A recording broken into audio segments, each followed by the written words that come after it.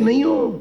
میں کس سے کہنے جا رہا ہوں ایاک نعبد و ایاک نستعین؟ میں کس سے کہنے جا رہا ہوں اہدنا الصراط المستقیم؟ میں کس سے کہنے جا رہا ہوں سمع اللہ لمن حمدہ؟ میں کس سے کہنے جا رہا ہوں استغفر اللہ ربی واتوب الیہ؟ میں کس کے سامنے کہنے جا رہا ہوں سبحان ربی الاعلی وبحمدہ؟ دیکھتے نہیں ہو میں کس کی بارگاہ میں جا رہا ہوں؟ جو خالق سے ہم کلام ہونے میں اس انداز میں جاتے ہوں، ان کا شیعہ میں بھی تو کوئی رنگ ایسا ہونا چاہیے نا، کوئی رنگ تو ہم پہ بھی چڑھنا چاہیے نا. اور بھائی 1 گھنٹہ کسی عطر والی دکان پہ چلے جاؤ نا تو تمہارے کپڑوں سے بھی عطر کی بو آنے لگے گی. کسی پھولوں والے کی دکان پہ جاؤ 1 گھنٹہ بیٹھو تمہارے کپڑوں سے بھی پھولوں کی خوشبو آئے گی نا. مجھے سمجھ نہیں آتی 1 گھنٹہ عطر کی دکان پہ بیٹھ جاؤ، پھولوں کی دکان پہ بیٹھ جاؤ، پھولوں کی خوشبو آئے گی. 60 سال ہو گئے علی کی محبت کا دم بھرتے ہوئے، ابھی علی کی محبت کی خوشبو نہیں آئی. کیوں؟ اس لیے کہ ہم صرف یہاں سے علی کو ابھی مانا ہے، ابھی بات ادھر نہیں گئی. اگر ادھر گئی ہوتی نا تو ہم بھی میسم بن سکتے ہیں، ہم بھی کمبر بن سکتے ہیں، ہم بھی سلیمان بن سکتے ہیں، ہم بھی بوزر بن سکتے ہیں، ہم بھی مقداد بن سکتے ہیں، ہم بھی حجر بن عدی بن سکتے ہیں، ہم بھی عدی بن حاتم بن سکتے ہیں، ہم بھی مالک اشتر بن سکتے ہیں. بھائی نبی نہیں بن سکتے، امام نہیں بن سکتے کہ وہ معصوم ہوتے ہیں، اللہ انہیں معصوم کو امامت اور نبوت عطا کرتا ہے. سلیمان تو بن سکتے ہو نا. ہماری بیٹیاں جناب فاطمہ نہیں بن سکتی، فضہ تو بن سکتی ہیں نا. لیکن کاش کوشش کی ہوتی ہم نے تو کبھی کوشش ہی نہیں کی. مولا کا غلام کس وقت اٹھتا ہے، مولا کا غلام کس وقت سوتا ہے، مولا کا غلام کیسے بولتا ہے، ہم کبھی ان غلاموں کی تاریخ بھی پڑھ لیتے نا کہ گلی میں علی کا نوکر چلتا کیسے ہے. اللہ اکبر. ذمہ داری امام حسن علیہ السلام بتاتے ہیں ان مجلسوں میں، ان جمعے کے خطبوں میں، ان اجتماعات میں آنے کے بعد ذمہ داری کیا ہے. امام بتاتے چھوٹی عمر میں بتاتے جو سن کے جاؤ اپنے گھر والوں کو بتاؤ. یا ایھا الذین آمنوا قوا انفسکم واہلیکم نارا وقودھا الناس والحجارہ. شیعہ وہ نہیں ہے جو اکیلا اپنے آپ کو جہنم سے بچا کے جنت میں چلا جائے. اللہ قرآن میں کہہ رہا ہے اے صاحبان ایمان اپنے آپ کو بھی جہنم سے بچاؤ، اپنے گھر والوں کو بھی جہنم سے بچاؤ. ذمہ داری ہے. اپنے بچوں کو، اپنی بیٹیوں کو، اپنی بیوی کو، اپنی بہنوں کو انہیں سمجھاؤ. کیسے؟ جو سن کے جاؤ نا انہیں بتاؤ. امام حسن نے بتایا چھوٹے سن میں، چھوٹی عمر میں جو مسجد سے سنتے تھے نا وہ جا کے اماں کی خدمت میں عرض کرتے تھے. بے مقصد کام کرتا ہے امام. جناب سیدہ بے مقصد کام کرتی ہیں. آپ کا کیا خیال ہے، کیا عقیدہ ہے؟ جناب سیدہ امام حسن سے سننے کی محتاج ہے؟ بولو. وہ عالمہ غیر معلمہ ہیں، اللہ نے انہیں علم دیا ہے، پھر کس لیے انتظار کرتی تھی کہ حسن بیٹا آئے اور وہ مجھے بتائے آج بابا نے کیا بیان کیا. سننے کی محتاج نہیں، پھر بھی انتظار کرتی تھی. امام معصوم جانتے ہیں میری اماں عالمہ غیر معلمہ ہے، پھر بھی آتے ماں کی گود میں بیٹھتے، ماں کی گردن میں باہیں ڈال کے کہتے آج بابا نے یہ آیت پڑھی ہے، آج یہ حدیث پڑھی ہے، آج یہ حکم بیان کیا، آج یہ واقعہ بیان کیا. ماں بھی خوش ہوتی، ماں اپنے شوہر کو بتاتی، علی بھی خوش ہو کے کہتے کل ہم بھی سنیں گے، دیکھیں گے ہمارا بیٹا وحی کی ترجمانی کیسے کرتا ہے. کس لیے تھا؟ یہ سبق تھا قیامت تک آنے والے مومنین کو کہ جو یہاں سے سن کے جاؤ وہ وہاں جا کے بیان کرو. بتاؤ آج کیا سنا ہے، کب اٹھنا ہے، کب سونا ہے، کیا پڑھنا ہے، قرآن کیسے پڑھنا ہے، اللہ رب العزت کی فرما برداری، اللہ کی اطاعت کیسے کرنی ہے، آل محمد کی اطاعت کیسے کرنی ہے، علی کا نوکر کیسے بننا ہے، حسن مجتبیٰ کا شیعہ کیسے بننا ہے. ایک دن مجلس کروا لو سال کے بعد امام حسن علیہ السلام کی، بس کافی ہے، حق ادا ہو گیا. نہیں، اللہ اکبر.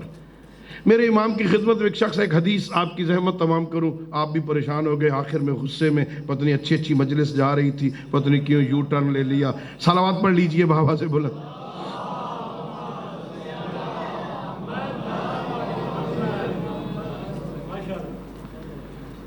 امام حسن علیہ السلام کی خدمت میں ایک شخص آیا، مولا گناہ کرنے کی عادت ہے،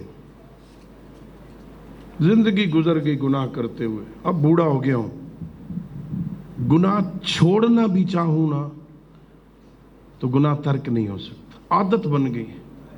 اچھا، یہ علماء علم اخلاق لکھتے ہیں تازہ تازہ گناہ کرنے کی عادت ہو نا تو اس سے جان چھڑائی جا سکتی آسانی سے. جیسے سینہ، زمین کا سینہ چیر کے کوئی تازہ کومپل باہر نکلے تو اسے آپ یہ 2 انگلیوں سے پکڑے نا، کھینچ لیں، وہ جڑوں سمیت باہر آ جائے گی، اس کا نام و نشان بھی ختم ہو جائے. جب تازہ گناہ کرنے لگو نا اس سے جان چھڑانا ایسے ہی آسان ہے جیسے تازہ کومپل کو زمین سے نکالنا آسان.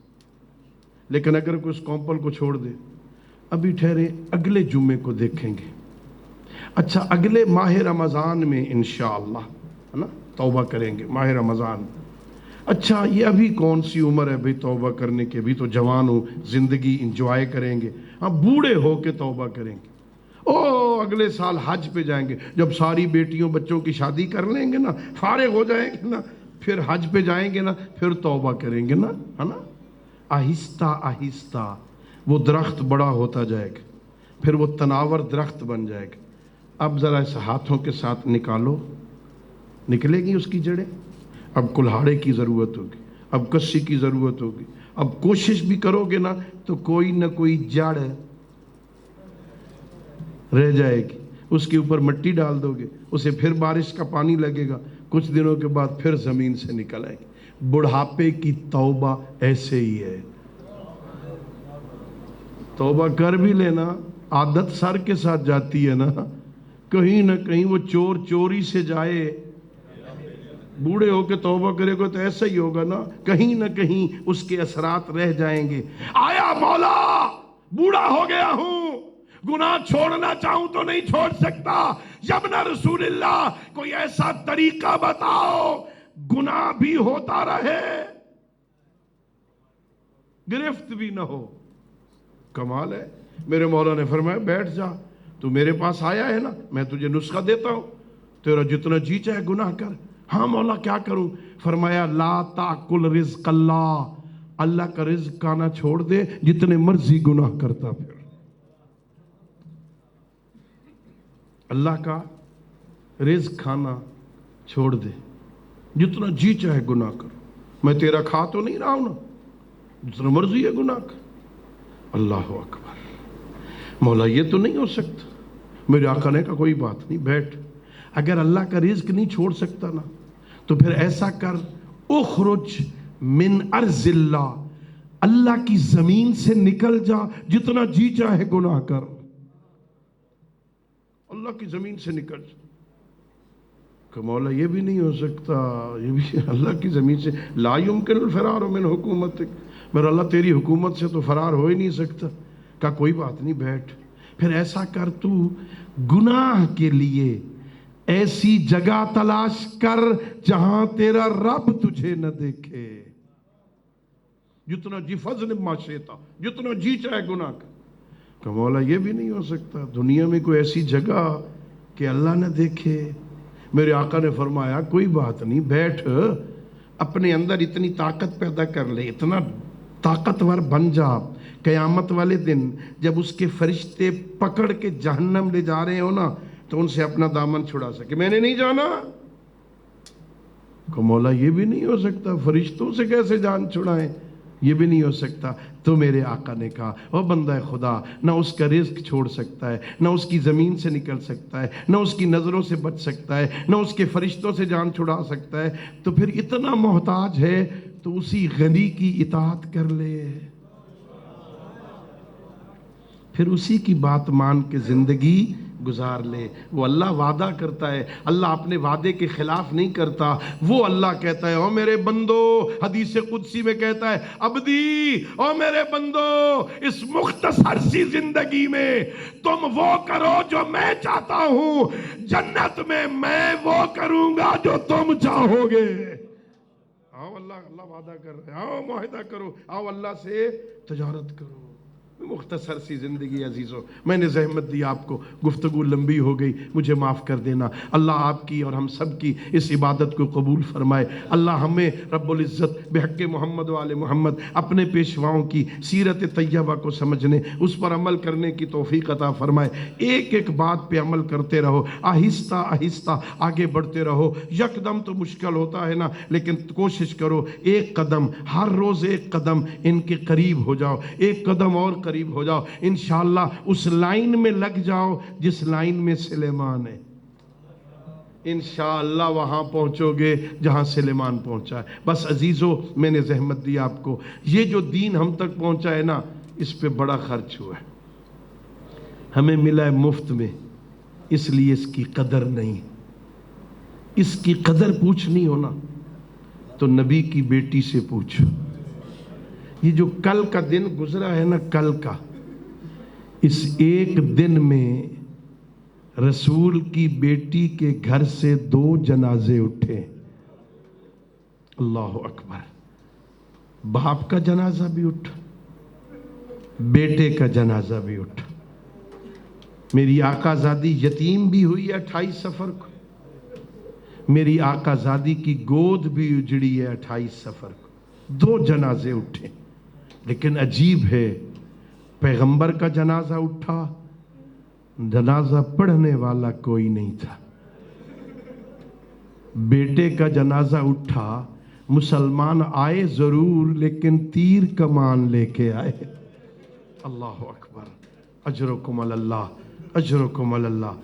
باپ کا جنازہ, وہ عزت اور احترام والا بابا, نبیوں کا سردار بابا, محبت کرنے والا بابا, شفقت کرنے والا بابا, ہاتھ چومنے والا بابا, جو جناب زہرا کا کبھی ماتھا چومتا, کبھی ہاتھ چومتا. جب آتی تو کھڑے ہو جاتے نا پیغمبر, اپنی بیٹی کے لیے کھڑے ہو جاتے تھے نا. جب آخری وقت ہوا نا, آپ نے علماء سے سنا ہے نا, میری آقا زادی کی گود میں سر تھا پیغمبر کا. دروازے پہ دق الباب ہوا, کوئی مسافر ہے, کہتا ہے میں پیغمبر سے ملنا چاہتا ہوں. میری آقا زادی نے کہا واپس چلا جا, میرا بابا ملنے کے قابل نہیں ہے. تھوڑی دیر کے بعد پھر دق الباب ہوا, اور جناب زہرا نے فرمایا میں نے نہیں کہا میرا بابا ملنے کے قابل نہیں ہے. جب تیسری دفعہ اس مسافر نے دروازے پہ دق الباب کیا, میری آقا زادی نے رونا شروع کیا. گرم گرم آنسو پیغمبر کے رخ انور پہ گرے. عزادارو پیغمبر کی آنکھ کھلی. میرے آقا نے پوچھا زہرا میری زندگی میں کس نے رلا دیا, کیوں رو رہی ہے زہرا؟ کا بابا دروازے پہ کوئی مسافر ہے, 3 دفعہ میں نے روکا ہے, بابا ملنے کے قابل نہیں ہے, واپس چلا جا. بابا وہ پھر کھڑا ہے. میرے آقا نے فرمایا زہرا یہ تیرے دروازے کی عظمت ہے, وہ کھڑا ہے جو کسی دروازے پہ پوچھتا نہیں, اجازت دے اسرائیل رکا ہوا ہے, وہ آئے اور اپنا کام کرے. میں کہوں گا زہرا آج تیرے دروازے پہ فرشتہ رکا ہے اور یہ برداشت نہیں ہے, وہ منظر کیسے برداشت ہوگا؟ اور جب مسلمان آگ اور لکڑیاں لے کے آئیں گے, اونچی آواز میں باتیں کر کے کہیں گے زہرا علی کو باہر نکال ورنہ گھر کو آگ لگا دیں گے. اللہ اکبر. ہاں ایک دفعہ ایک منزل یہ ہے, اور میں نے روایتوں میں پڑھا جب پہلی رات پیغمبر کی قبر میں گزری ہے نا, اور زہرا نماز تہجد کے لیے اٹھی ہے نا اپنے گھر میں, اللہ تمہیں مدینے لے جائے, مسجد نبوی کے ساتھ حجرہ تھا. زہرا کی نظر پڑی اور بابا کا محراب خالی تھا. اتنا روئی زہرا, اور زہرا کی چیخیں بلند ہو گئی, اور مسجد نبوی تیرا نمازی کدھر گیا؟ اپنے بچوں کو اٹھایا, حسنین اور شانوں پہ اٹھانے والا بابا کدھر گیا؟ اجرکم اللہ، یہ بابا تھا، اس کا جنازہ، اور پھر بیٹا بھی حسن مجتبیٰ، بیٹا بھی سورہ کوثر کی عملی تفسیر، بیٹا بھی حلیم و بردبار، کسی کو کچھ نہ کہنے والا. میں نے پڑھا 7 مرتبہ زہر دیا گیا میرے مولا کو، 6 مرتبہ شفا مل گئی، لیکن یہ آخری دفعہ زہر ہلاہل تھا. پڑا اگر ایک قطرہ دریا میں ڈال دیا جائے مچھلیاں تڑپ تڑپ کے مر جائیں، اور میرے آقا کو زہر ملا. حسن نے تڑپنا شروع کیا، تڑپ تڑپ کے کہا میری بہنوں کو بلاؤ، میرے بھائیوں کو بلاؤ. بھائی بھی آ گئے، بہنیں بھی آ گئیں. میرے آقا نے جو وصیتیں شروع کی 2 جملے سنو. حسن مجتبیٰ نے کہا حسین یتیموں کا خیال رکھنا، بہنوں کا خیال رکھنا، میرے بچوں کا خیال رکھنا. حسین مولا نے رونا شروع کیا. میرے آقا نے پوچھا حسین کیوں رو رہے ہو؟ کہ بھائی تیرے جیسا بھائی جا رہا ہو، میں نہ روؤں تو کون روئے؟ یہاں فرمایا لا یومک یومک یا ابا عبداللہ، آج تو مجھ پہ رو رہا ہے، لیکن جب تو زین سے گرے گا حسین تجھ پہ رونے والا کوئی نہیں. جب تیری غربت ہوگی تیری غربت کا انداز اور ہوگا. میرے آقا نے وصیتیں کی، بہنوں کا خیال رکھنا، یتیموں کا خیال رکھنا، میرے قاسم کا خیال رکھنا. روایتیں ہیں میرے مولا نے اپنے بچوں جتنا پیار کیا، بہنوں کو بلایا، کہا جلدی کرو بتاؤ مجھے غازی عباس نظر نہیں آ رہا، کہ باہر کھڑا رو رہا ہے، کہ اندر بلاؤ. غازی آیا، بہنوں کی چادریں پکڑی، کہ غازی ان کا پردہ جانے اور تو ان کے پردوں کا ضامن تو ہے. روح نے پرواز کیا. 2 جملے عزادارو، بھائی تھے نا، بھائیوں نے غسل دیا، کفن پہنایا. حسین نے نماز جنازہ پڑھی، وصیت کے مطابق نانا کی قبر کی طرف لے کے گئے. اور عزادارو نانا بھی حسن کا ہو، پہلو میں دفن ہونا چاہتا تھا، مسلمانوں نے تیر چلائے. روایت میں ہے 70 یا 72 تیر حسن کے جنازے میں پیوست ہو گئے. ہاں واپس گھر آیا جنازہ. یہ تاریخ کا پہلا جنازہ ہے جو قبرستان سے واپس آیا. بہنوں نے بھائی کے جنازے سے تیر نکالے، پھر کفن بدلا گیا، نیا کفن پہنایا گیا. بھائی جو موجود تھے حسین نے پھر اٹھایا، محمد حنفیہ نے اٹھایا، عباس نے جنازہ اٹھایا، جنت البقیہ میں دفن کیا. میں کہوں گا مولا غریب سہی لیکن تیرے بھائی تو تھے جنہوں نے تیرا جنازہ اٹھایا. ہائے حسین جس کا جنازہ اٹھانے کے قابل بھی نہیں رہا تھا، لاش پہ گھوڑے دوڑ گئے، سینے کی ہڈیاں پشت کی ہڈیوں سے مل گئی، اور زینب آ کے پوچھتی ہے بتا میری ماں زہرا کا بیٹا تو ہے؟ ماتم حسین یا حسین یا حسین.